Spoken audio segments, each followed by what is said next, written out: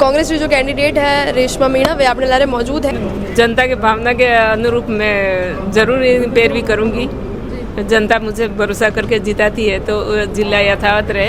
इतने बड़े पद पे रहते हुए वो ऐसा हमने नादानी में थोड़ी गलती हो गई, पर उससे हमने सुधार अभी से हमने कोई पार्टी के खिलाफ नहीं कहा कि कांग्रेस को वोट मत देना। तो सबसे बड़ी चुनौती किसे देखती है? भाजपा आपके लिए बड़ी चुनौती है या बाप पार्टी आपके लिए बड़ी? बीजेपी में एक ही परिवार से दुआ जो स्वर्गीय अमृतलाल जी थे वो ऐसा निधन होने से उनके घर में ही दिया, और इधर बीएपी में भी वही पुराना कैंडिडेट ही लड़ रहा है। अब कांग्रेस ने कैंडिडेट चेंज किया तो एक नया चेहरा है।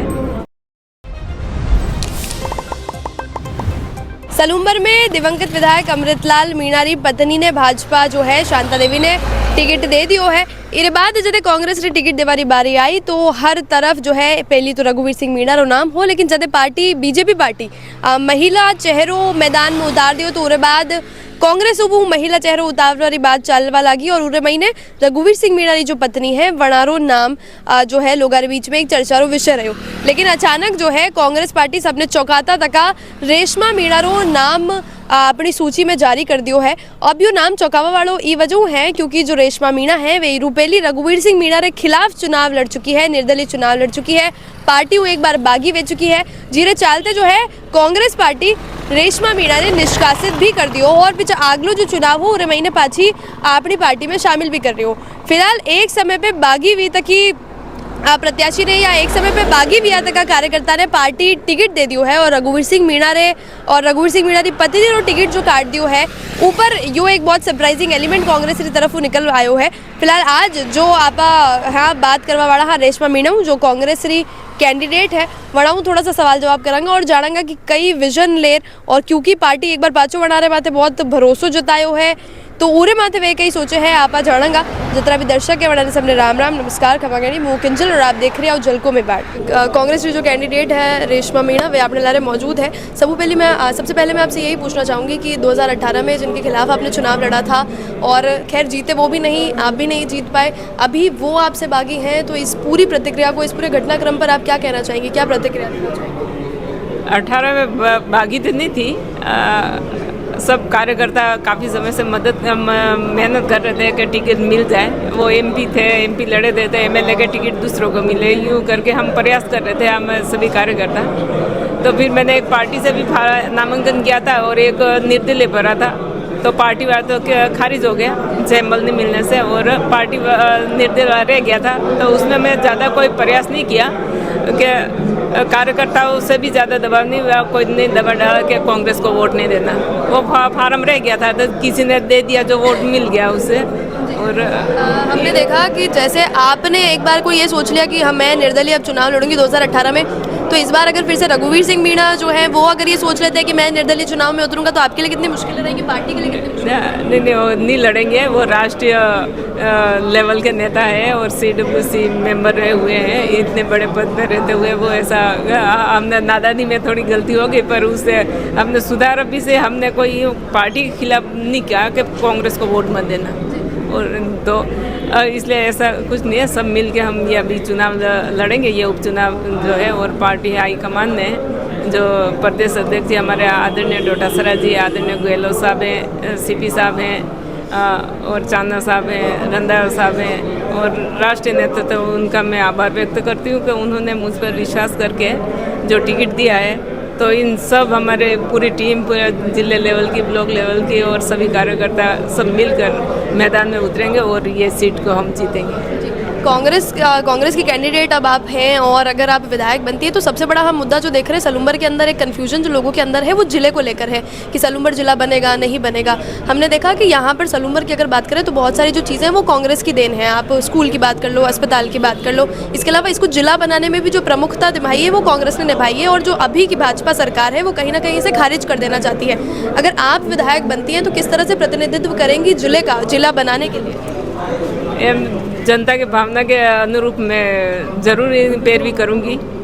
जनता मुझे भरोसा करके जिताती है तो जिला यथावत रहे और ये बीजेपी सरकार उसको ख़त्म करने का प्रयास कर रही है। ठंडे बस्ते में डाल रखा है तो ख़त्म ही है, पर हम उसके लिए पैरवी करेंगे और यथावत रहे जिला, ये मेरा प्रयास रहेगा। उपचुनावों में अक्सर ऐसा होता है कि सरकार की जो है साख दाव पे लगी हुई होती है, तो वो कहीं ना कहीं कोशिश करते हैं कि हम कैसे भी जो है हमारे जो बाकी की सीटें हैं उन्हें जीतें। इसके अलावा लोगों के मन में भी इस तरह की भावना रहती है कि जिसकी सरकार है अगर उसी को वोट देंगे तो शायद हमारा काम जल्दी से होगा।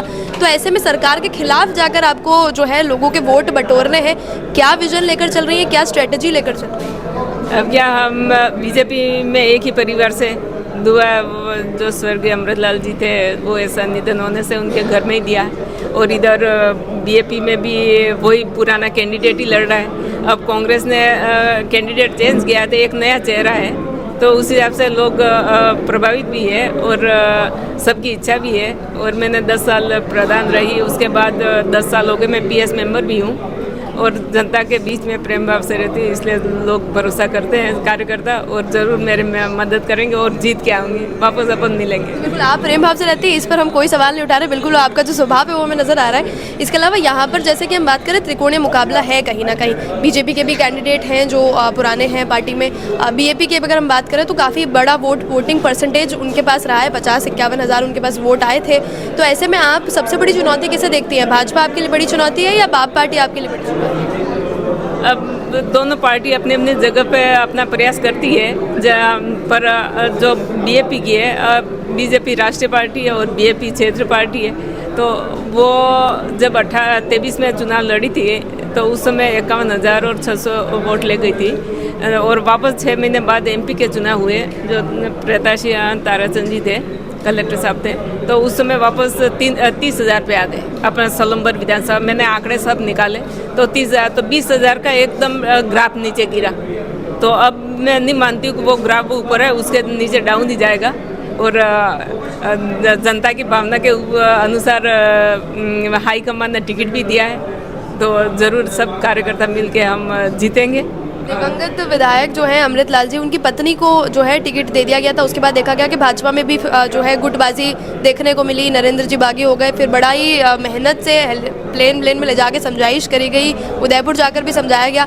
कांग्रेस में टिकट मिला तो भी ऐसा ही देखा गया, लेकिन कहीं ना कहीं यहाँ पर मुकाबला महिला वर्सेस महिला का देखा जा रहा है। उस पर आप क्या कहना चाहेंगे, क्या प्रतिक्रिया रखती है? महिला वर्सेस महिला वही देख के पार्टी ने मुझे टिकट दिया है, तो अब वो क्या एक ही परिवार माना जाएगा, और मैं एक नया चेहरा के रूप में जनता देखेगी, इसलिए मुझे वोट करेगी। आखिरी सवाल मेरा आपसे यही है कि मेरा क्या सेमारी, सराड़ा, जैसमन 3 पंचायत है। उस समय मैं प्रधान 10 साल रही, वो पूरी विधानसभा सराड़ा की मैं अकेली प्रधान थी, तो 10 साल जनता के बीच में रही। मेरे भावना, उनके मेरा काम करने का तरीका कार्यकर्ता जानते हैं, उस हिसाब से मेरी पूरी मदद करेंगे और पार्टी की मदद करेंगे और मुझे जिता के। आखिरी सवाल बस मैं आपसे, मैडम विधानसभा में अकेले ही जाएंगी? सर रुकिए, आखिरी सवाल मैं आपसे यही पूछना चाहूँगी कि सलूम्बर की जनता अगर फिलहाल ये वीडियो देख रही है, आपकी बात सुन रही है, तो 3 पॉइंट्स में अपने मुद्दे समझा दीजिए कि क्यों आपको अगर सलूम्बर की जनता चुनती है तो कैसे उनके फ़ायदा होने वाला है। एक तो एजुकेशन का भी फर्क पड़ता है, और सीधा अधिकारी से बात करना और सीधे कार्यकर्ताओं से की बात सुनना। वाई मीडिया नहीं रहेगा, मीडिएटर कोई बीच में नहीं रहेगा, मैं पहले सीधी बात करेंगे। और जो हमारे कांग्रेस सरकार की जो योजना थी वो सारी अब धरातल पे है ही नहीं, ख़त्म हो गई। इस बीजेपी सरकार ने सारे 10 महीने में ख़त्म कर दी। चिरंजीवी, जो कलेक्टर साहब ने बताया था, चिरंजीवी योजना है, पेंशन योजना है, राशन जो मिलता था, हाँ, और बिजली के मामला हो, तो ये मेन उनको ये चीज़ें ज़रूरत होती है जनता को, उन चीज़ों इस सरकार ने सारा ख़त्म कर दिया। तो उस मुद्दों को लेकर हम जनता के बीच में जाएंगे और ज़रूर हम विजय हासिल करेंगे।